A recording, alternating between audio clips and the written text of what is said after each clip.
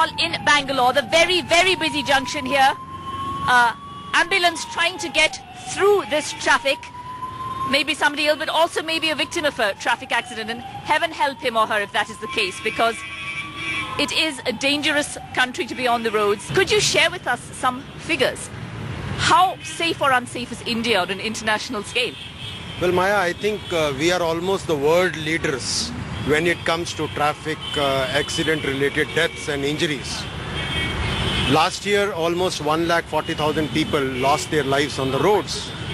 And more than that, more than the number of people who died, it's almost the 10 times is the number of people who get injured. And many of them very seriously for their whole life. What concerns me is, Maya, that there is very little concern expressed about traffic-related deaths. Now we talk a lot when there are murders or other serious crimes. But 140,000 people dying on the roads and very little is done about that. Only when somebody near or dear to us meets with that casualty, then we are worried. Or somebody high and mighty dies, then we talk about it and then it is again forgotten. So road safety has become in a way no one's baby in this country, and I think we need to do in this field. That is an enormous number. That's more than deaths in air crashes, more than deaths in terrorism, of many diseases won't claim so many people. It's just an enormous, frightening number. It's a very frightening number, and the more matter of concern is that we are doing pretty little about it. And we keep throwing the ball from one department to other department. I mean, there are many departments. It's not one department's baby. Whether it's highways or health department or transport and police. And police, being a police officer, I would say, always like a needle which always points towards the North Pole. The point when there is a blame game, the needle always points toward the police because they are the most visible face on the roads. But I would say there are multiple departments who have to put their heads together and do something about the road safety. Dr. Gururaj, you have done so much work. You know how many people get head injuries and succumb to those injuries, and I myself have interviewed you several times on this issue. How important is it for a two-wheeler rider to wear a helmet? Oh, undoubtedly there is no second question on that. Every two-wheeler rider and the pillion, they must wear helmets for the safety of their own lives. Helmets protect against brain injuries, and in the event of a crash, it reduces death, it reduces hospitalization, it reduces disabilities and the serious injuries which occur to the brain.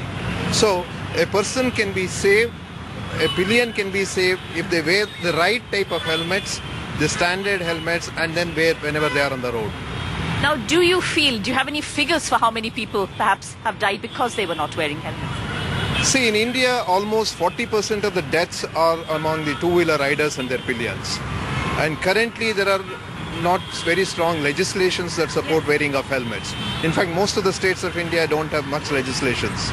So in this situation, it is proven by WHO, the World Health Organization, that wearing helmets reduces deaths and disabilities by nearly 1/3. Straight away it reduces by 1/3. And same thing is the story with seat belts. Whether it is the front seat or the passenger seat or the rear seat occupants, if everyone wears seat belts, again 40% of deaths among car occupants can be reduced. And helmets in Karnataka, compulsory only for the driver, not for the pillion rider at all, really now. Only in the 6 metropolitan cities. Only in the cities. It's not applicable for the entire state of Karnataka. Only the towns. Only the town people have delicate heads. Yes, you're right. And Maya, I would just like to add here, don't forget that only 10% of the fatalities take place in cities. 90% of the fatalities take place in rural areas and highways.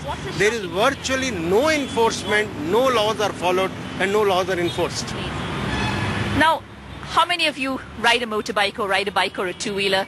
I do. You do? Now, do you wear a helmet? Yes, I do at times. At times, okay. Yes, when I'm supposed to go out for occasions, my hair makes it a bad first impression. So those times I don't wear a helmet. You carry it, but put it on only when you see a cop? Yes, I do. I'm so sorry to say. What would you like to tell him? Absolutely. This is a problem of attitude. I would say even those people who follow laws in this country, they follow because they don't want to be caught by a cop. Want to be caught, yes. They should be following laws because that's the right thing to do for their own safety. Now that is the pity. You do any amount of enforcement, but the attitude should change. What about you? Do you ride a bike? And do you wear a helmet? Sometimes. Sometimes again. Just when I see a cop or something. Otherwise. Because it spoils my hairstyle and I don't like to waste money as well. Think that's smart? I think they should, because it's ultimately for their safety. It's not for others, it's for themselves. And I also wear helmet because of my safety. Okay. Although my hair gets bad, but yes. What are the biggest issues that you have come across? When it comes to road safety, Maya, what we have seen is we as a society, as people, somehow or other feel that magically accidents will occur to others but not to us. Yes. As long as we have this mindset, we are never going to address the problem, even lick the problem. So be it what Dr. Gurraj mentioned of the propensity to wear seat belts or helmets, rural areas or cities, if we don't realize that it's for our good that we are wearing it, it's not going to happen. So what we are doing is, we thought the best way to capture this would be to, how do we elevate the safety discussion to a much higher level? So we said safer roads, safer India would be the core of the way we look at the problem. Accidents happen to other people. We all feel that it never happened to us, it'll happen to somebody else. But it did happen to Vishwanath. You were involved in an accident. Now, how did that happen? So as you rightly said in the beginning, I was a victim because I followed the rule. So that day I was traveling by my two-wheeler. So there was a Mackay Circle junction where we usually cross. So when an orange light falls, the usual basic sense is to stop so that the pedestrians cross. But most of I could relate to the cab driver who gave me the crash from behind. He thought that orange light is to rush in. So me following the rule at that time was a bad omen for me, because I followed the rule and stopped the vehicle, and the cab driver just banged me from behind. So fortunately, as he rightfully stressed, I was wearing my helmet, so I just had multiple stitches on my lips.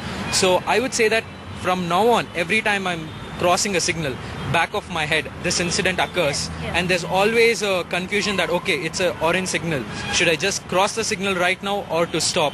So there should be a general sense of awareness in the public that orange signal is for to stop and not to rush in. Just show you again the traffic out there. We complain a lot about the time wasted in traffic.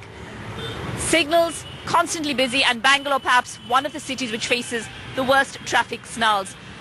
But it's a matter of life and death sometimes. Mr. Sood, what can be done? What are your suggestions? You studied it from that side, from the side of enforcement. What can be done to make things better? If you ask this question to 10 people, 9 out of 10 will say more enforcement. But I would say, from a policeman's perspective, there's a very thin line between enforcement and harassment.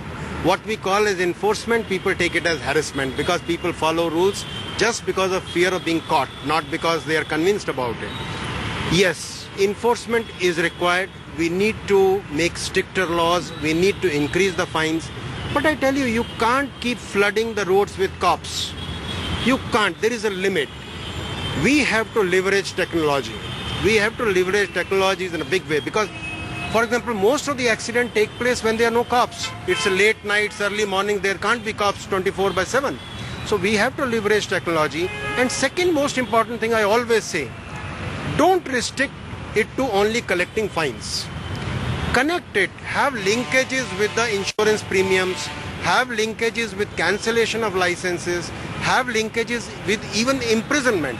Now, imprisonment I will highlight. I won't say that, India is the only country you can kill somebody on the road and you will be bailed in half an hour because it's a bailable offense.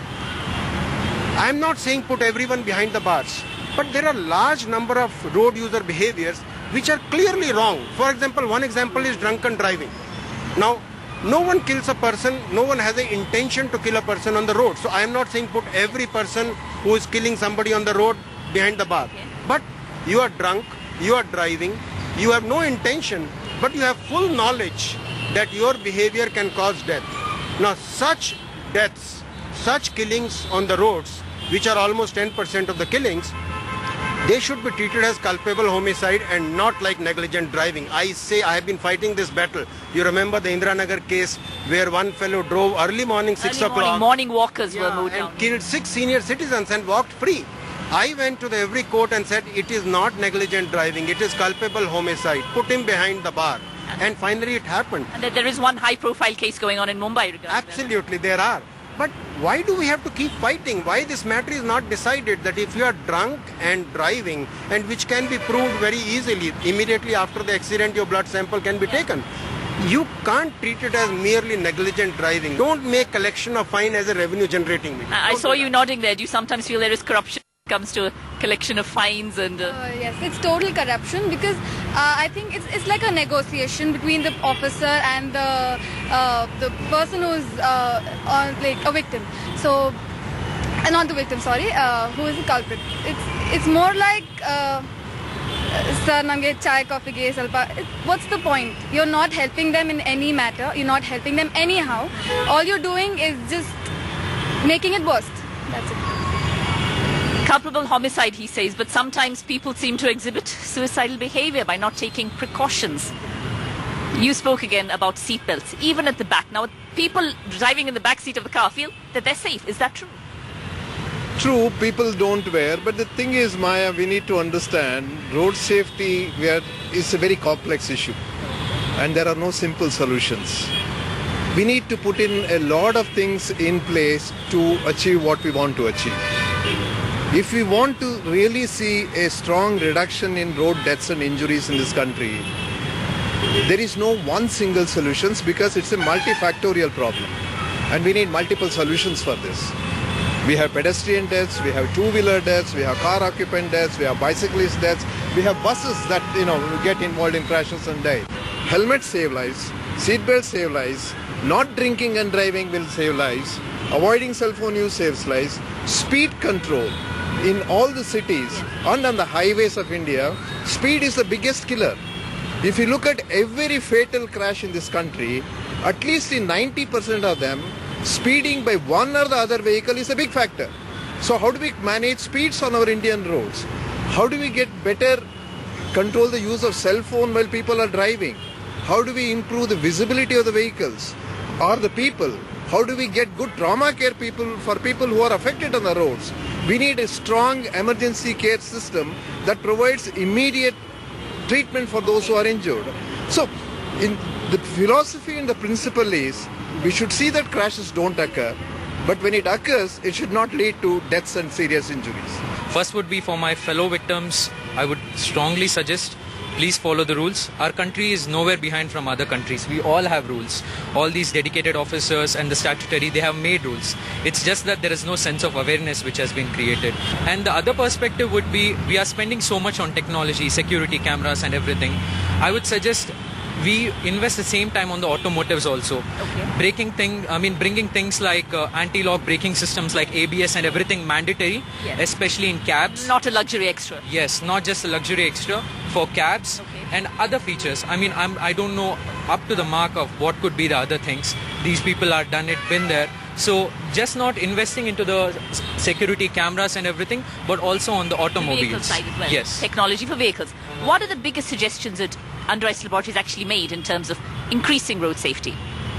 We have looked at it from the 4 E's which Dr. Gurras mentioned. First is with respect to enforcement. How can we use technology much more aggressively in terms of capturing offenders, in terms of linking it to a fine mechanism? How can we do that effectively? That's one. We can use technology very effectively in that area. The second has been of education. How can we incorporate road safety education at school level? Every school must have, as a part of their social studies or whatever are the curriculum, they must have a program on road safety. Right now, Maya, our country is going through a situation where there is a real shortage of experienced heavy vehicle drivers. Yes. And this is the time when we must be focusing on education at that level.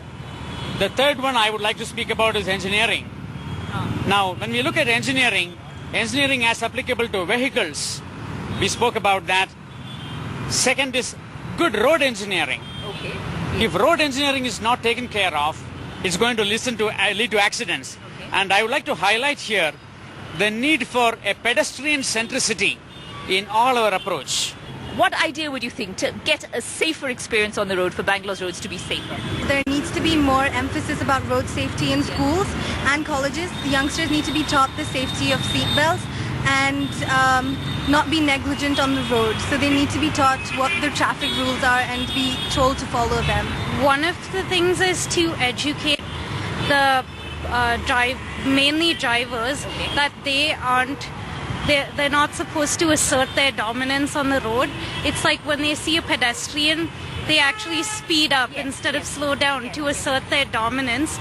And it's like you don't realize that could get someone hurt, that could get someone killed. This isn't about your ego. Instead of the cops catching the youngsters and taking money from them, they can call their parents and then talk about it to them. And then don't ride before 18 because you don't have your license and all. Certified helmets. You have helmets, half helmets these days, haven't cushioned properly.